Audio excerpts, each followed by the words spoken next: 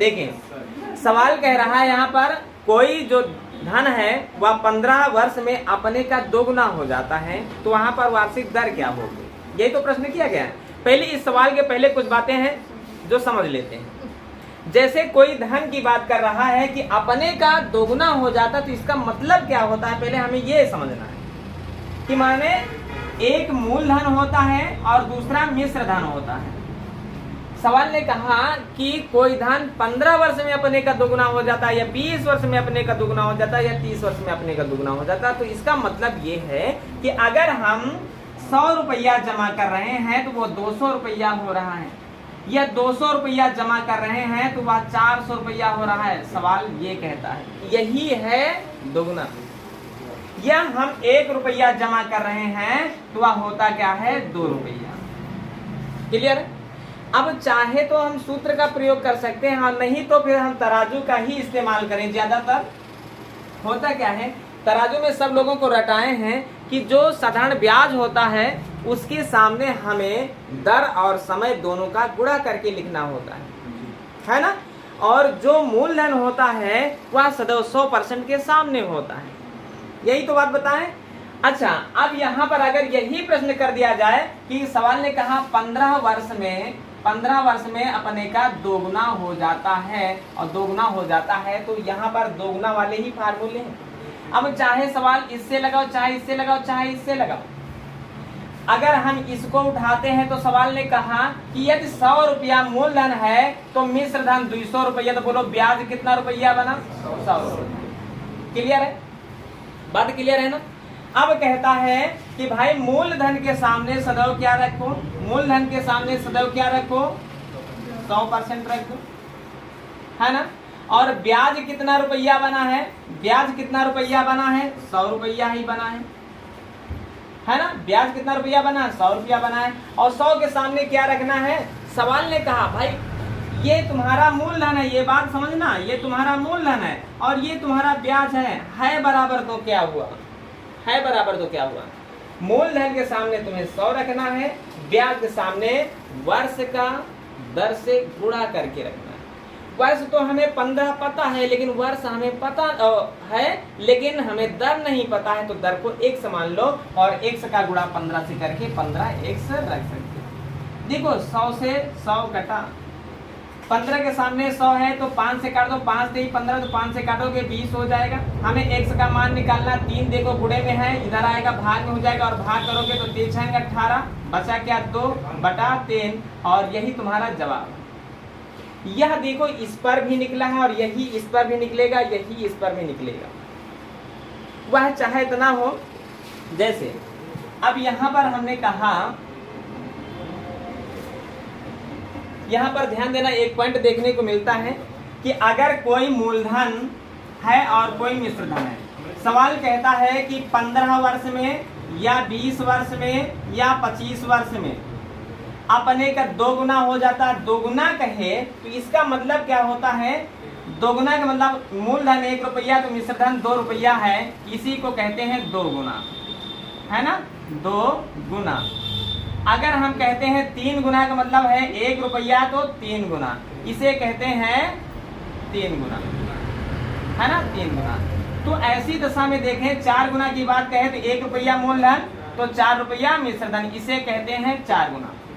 इस पॉइंट को समझना, अगर ये पॉइंट समझ में आ गया तो सवाल बड़ी बात नहीं रखेगा।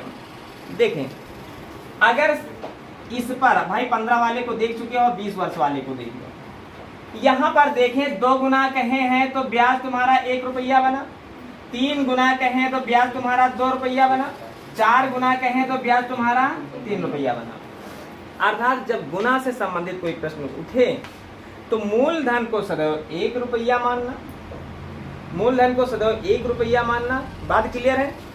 और उसके बाद जो होता है 2 गुना कहे तो साधारण ब्याज 1 रुपया, 3 गुना कहे तो 2 रुपया, 4 गुना कहे तो 3 रुपया, 5 गुना कहे तो 4 रुपया, 10 गुना कहे तो 9 गुना कहे तो 1 गुना कहे तो x माइनस 1, माने 1 कम करके। बात क्लियर? अब हम यहाँ पर प्रश्न ये बनाए हैं कि 20 वर्ष में, दूसरा पॉइंट 20 वर्ष में कोई धन अपने का 4 गुना हो जाता है, या हम कह लेते हैं 5 गुना हो जाता है, तो सीधा सवाल हम क्या करते हैं, तराजू लगाते हैं। मूलधन सदैव 1 रुपया मानना। मूलधन अगर 1 रुपया मानोगे तो मूलधन के सामने सदैव 100% रखना, परसेंट इधर है, ये बात जाने रहना, रुपया इधर है। अच्छा, ये मूलधन है, मूलधन 100% के बराबर। अब हम जो कहेंगे, कहते हैं साधारण ब्याज, 5 गुना कहें तो साधारण ब्याज कितना बना, 4 रुपया। अब 4 रुपया इधर रखें कि इधर रखें, कंफ्यूजन में ना पड़े। रुपया, मूलधन भी रुपया होता है, साधारण ब्याज भी रुपया होता है, और तराजू कहता है रुपया के नीचे रुपया रखना, अर्थात 4 यहाँ रख दोगे। अब इसके सामने क्या, यह तुम्हारा साधारण ब्याज है, और साधारण ब्याज के सामने क्या करते हैं, समय का दर से गुणा करके। समय तुम्हारा 20 वर्ष है और दर तुम्हें पता नहीं, तो हम कह देते हैं 20x। अब चाहो तो ऐसे 4 के सामने 20 है, काट दिए, 5 के ऊपर 100 है तो काट दिए, तो जवाब क्या रहा, 20% के बराबर रहा। बात क्लियर है? बात क्लियर हुई? अच्छा, एक बार फिर इसको पूरी तरीके से समझ लो, पूरी तरीके से। सवाल ने कहा कोई धन 25 वर्ष में अपने का 6 गुना हो जाता है, ऐसे लिख दे, 6 गुना हो जाता है, 6 गुना हो जाता है, तो दर बताएं, है ना। तो तुरंत तराजू बना। अब हमने क्या किया भाई, सवाल इतना है, 25 वर्ष में 6 गुना, कोई धन साधारण ब्याज की दर से 25 वर्ष में 6 गुना हो जाता है, तब वहां पर दर क्या होगी, वार्षिक दर क्या होगी, है ना, यही तो बात है। अब हमने कहा कि गुना से संबंधित जब भी प्रश्न हो तो 1 मान लेना मूलधन, और मूलधन अगर 1 है तो उसके सामने 100 रख देना। बात क्लियर हुई?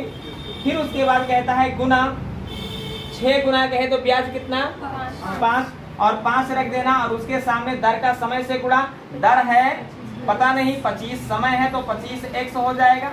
देखो 25 से काट दो, 25 चौके 100, है ना। अब x का मान निकालना, इन दोनों का त्रिज्या में होता क्या है, 5 चौके 20 बराबर x। कहने का मतलब जो दर है वह कितना है, 20%।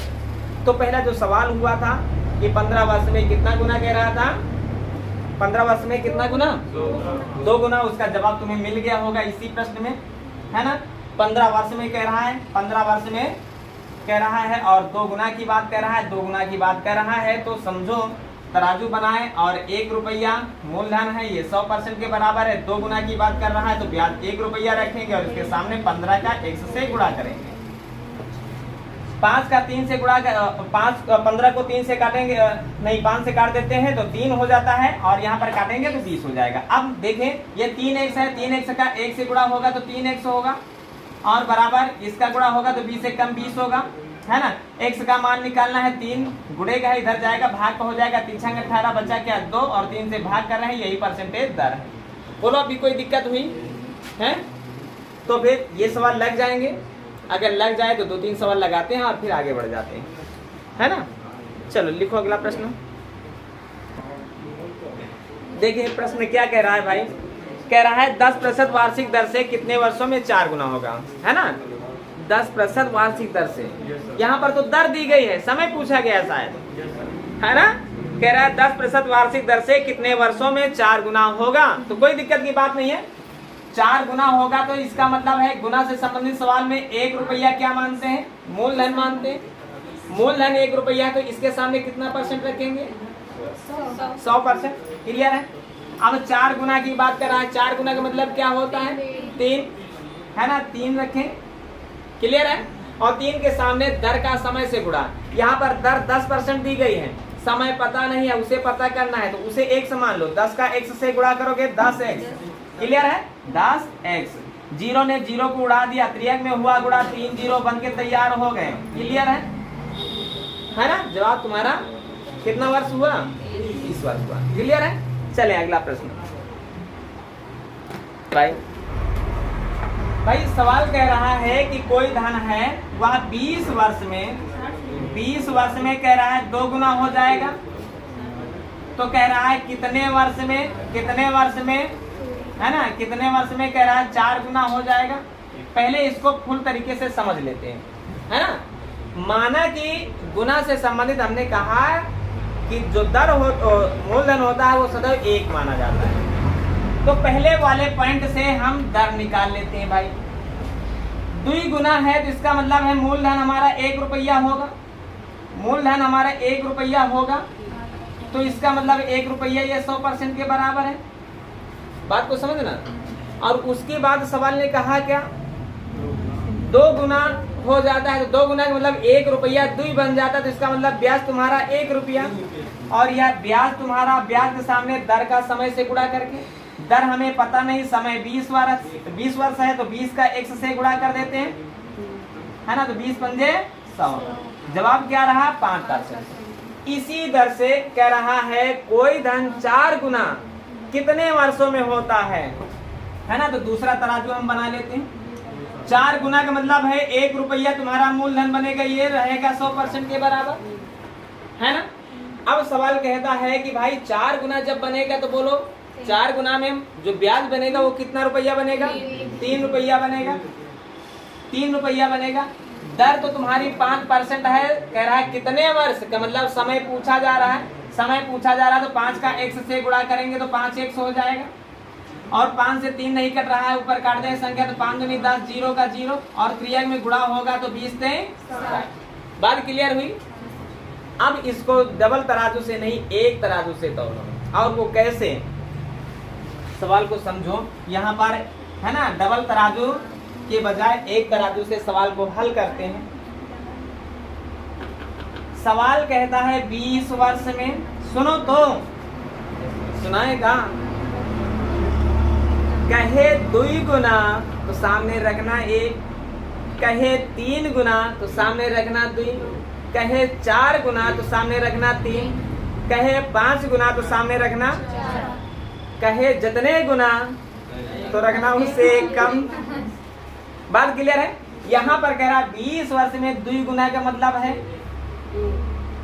वर्ष के नीचे वर्ष रखेंगे, गुना के नीचे गुना, गुना है नहीं गुना, ठीक है। कितने वर्ष में कह रहा है, कितने वर्ष में 4 गुना, 4 गुना माने, 4 गुना माने बोलो 3।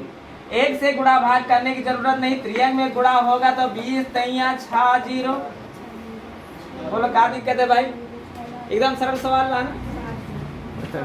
क्या हुआ कुछ तो, 1 0 का मतलब 7 होता है ना। चले, ये बात समझ में आएगी नहीं। वर्ष के नीचे वर्ष, 20 वर्ष में 2 गुना कहे तो 1, कितने वर्ष में 3 और 4 गुना कहे तो 2। बात क्लियर हुई, 60 आ गया है। चले अब ऐसे ही 2-3 सवाल लगाते हैं। चले देखें प्रश्न को। सवाल कह रहा है 20 वर्ष में 7 गुना, है ना। तराजू, सीधे तराजू बनाओ, कुछ लिखो नहीं, सीधे तराजू बनाओ। 20 वर्ष में 7 गुना का मतलब कह रहा है कितने वर्ष में, कितने वर्ष में 13 गुना का मतलब 12, और 6 से कटी 6 दूनी 12, त्रियक में कटा, है ना, और 20 दूनी 40। क्लियर हो गया। अच्छा, सवाल सरल नहीं है, अभी इनसे ही कठिन सवाल बनने जा रहे हैं, है ना। लिखो अगला प्रश्न है। चले पहले सवाल को समझें। कह रहा है 100 रुपया पर, 100 रुपया पर क्या कह रहा है, A% की दर से M वर्ष में जितना साधारण ब्याज बनता है उतना ही साधारण ब्याज Y रुपया पर A% की दर से M² वर्षों में। यही तो बात कही गई है। अच्छा, साधारण ब्याज का सूत्र तुम्हें पता है, साधारण ब्याज बराबर होता है मूलधन गुणे दर गुणे समय बटे 100। सवाल ने कहा A रुपया पर, है ना, A रुपया पर नहीं, A रुपया नहीं, कितना रुपया है, 100 रुपया पर, 100 रुपया पर A% की दर से, A% की दर से कितने M वर्षों के लिए मूलधन गुणे दर गुणे समय बटे 100। ये है तुम्हारा साधारण ब्याज।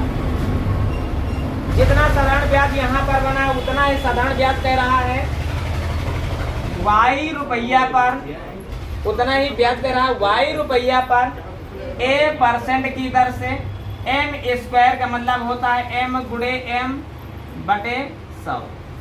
दोनों का क्या ब्याज बराबर है। बराबर कर दिए भाई। अब बराबर कर दिए तो 100 से कटा 100, कोई दिक्कत। m से कटा m, कोई दिक्कत। a से कटा a, कोई दिक्कत। अब यहाँ पर देखो क्या, यहाँ पर 1 से लिखा है और यहाँ पर y गुणे में इधर आएगा y।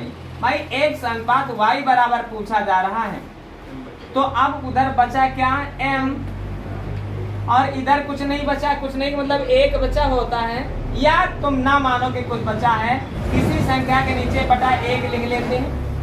हम कहते हैं x अनुपात y का मान बताओ, तो x अनुपात y का मान क्या है, m अनुपात क्या 1। जवाब हमारा रहा m अनुपात 1 के बराबर। बात क्लियर है ना? बोलो। देखो बीज गणितीय अंक आ जाते हैं तो सवाल को लगाना बंद ना किया करें। हाँ इतना ना ऑप्शन होता है ना। तो आया था क्या ये ऑप्शन? चलो बहुत बढ़िया, अच्छी बात है ना? घबराओ नहीं भाई। चले अगला प्रश्न। नहीं है तो ठीक है। कह रहा नितिन ने कुछ धनराशि उधार ली। और कैसे उधार ली? कह रहा है पहले वर्ष के लिए, पहले 3 वर्षों के लिए, है ना? यही तो कह रहा है। पहले 3 वर्षों के लिए 6% वार्षिक ब्याज की दर से। अनंतर अगले 5 वर्षों के लिए कह रहा है, अगले 5 वर्ष के लिए कितना परसेंट कह रहा है? 9%। और उसके बाद 8 वर्षों से अधिक के लिए, 8 वर्षों से अधिक के लिए कितने परसेंट? 13%। और उसके बाद क्या कह रहा है, 11 वर्षों में कितना रुपया बन रहा है? 8,160 रुपया ब्याज बन रहा है ना? बात क्लियर हुई? सवाल को समझना, यहाँ पर है नहीं कुछ। ये बात जाने रहने के बड़े आसान। साधारण ब्याज को इसीलिए साधारण ब्याज कहा गया, इसलिए कि सबसे साधारण सवाल है पूरी गणित। क्या हुआ? गलत बोले क्या? सबसे आसान सवाल है ना? इसीलिए इसको कक्षा 2 की जो है कि अब उसमें बुक में रख दिया गया कि साधारण ब्याज पढ़ें सब लोग, है ना? इतना साधारण है। चलो सवाल पर ध्यान दो। हम कहते हैं, देखो सुनो तो, अरे दुनिया का ना देखो केवल। यहाँ पर सवाल को समझना, थोड़ा सा पॉइंट यहाँ पर है। 3 वर्ष के लिए 6%, 5 वर्ष के लिए 9%, अगले 8 वर्षों, भाई कुल मिला के 8 वर्ष हो गया। 8 वर्षों से अधिक के लिए कह रहा, ना कि 8 वर्षों के लिए कह रहा। 8 वर्ष जिन्होंने लिखा वो गलत हो जाएगा। 8 वर्षों से अधिक के लिए, और ब्याज 11 वर्ष का है, तो इसका मतलब कितना? 8 वर्ष इधर बीते, 11 साल की बात है, तो 8 3 11, है ना? कोई 4 निकाल रहा था, है ना? अब हम करते क्या है, ब्याज के सामने चले ठीक है, ब्याज के सामने हम क्या करते हैं, दर का समय से गुणा करके रखते हैं। लेकिन यहाँ तो कई दर हैं और कई समय है, कई दर हैं, कई समय हम करें तो क्या करें? हाँ कर सकते हैं। देखो यहाँ सब ब्याजों का योग है, योग माने जोड़ है, अर्थात हम सबका गुणा करके जोड़ लेते हैं। 3 वर्ष का 6% का मतलब है 6 त्रिक 18 है, और 5 वर्ष में 9% का मतलब 9 बचे 45, और यहाँ पर 3 वर्ष का 13% माने 13 तिया 39। और अब भाई ये देखना, यहाँ पर सवाल को समझो, कभी ब्याजों का अंतर दिया होगा, कभी योग दिया होगा। अंतर कहेगा तो 2 बार समय 2 बार दर होंगी, उनका गुणा करके अंतर लिखना। लेकिन यहाँ पर जो है कि क्या कह रहा है, योग है तो सबको जोड़ के लिखना। सबको जोड़ेंगे तो कितना? 9 5 14, 14 26 2 22, है ना? 102 आ गया। क्लियर है? 102 आएगा। और यही 102 रख देते हैं किसके सामने? 8160 के सामने 102 रखें। क्लियर है? अच्छा 102 क्या है? ये रुपया है ना, और ये दर और समय का गुणा है ना। रुपया भाई कह रहा है मूलधन बताओ। मूलधन का मतलब है कि रुपया ही पूछ रहा है, और रुपया जानने के लिए इसके नीचे 100 रखना होगा। बस इतना सा फार्मूला है। कितनी बार जा रहा है पहाड़ा? अरे 8 बार, है ना? क्लियर है? 8 बार 102 अट्ठे 816 और 0 बरकरार बचा है भाई। त्रियाग में गुणा करना है, 80 का 100 से जैसे ही गुणा करोगे जवाब तुम्हारा 8000 के बराबर रहेगा।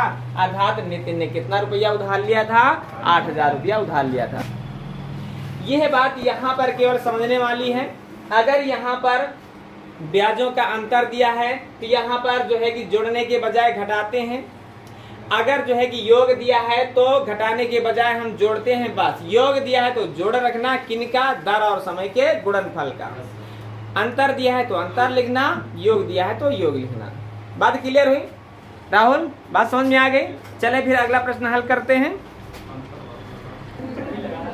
नहीं इतना बहुत समय हो गया, देखें। हाँ, किसी धनराशि पर कह रहा है प्रथम 2 वर्षों के लिए, है ना? शांत रहो। 2 वर्षों के लिए क्या कह रहा है?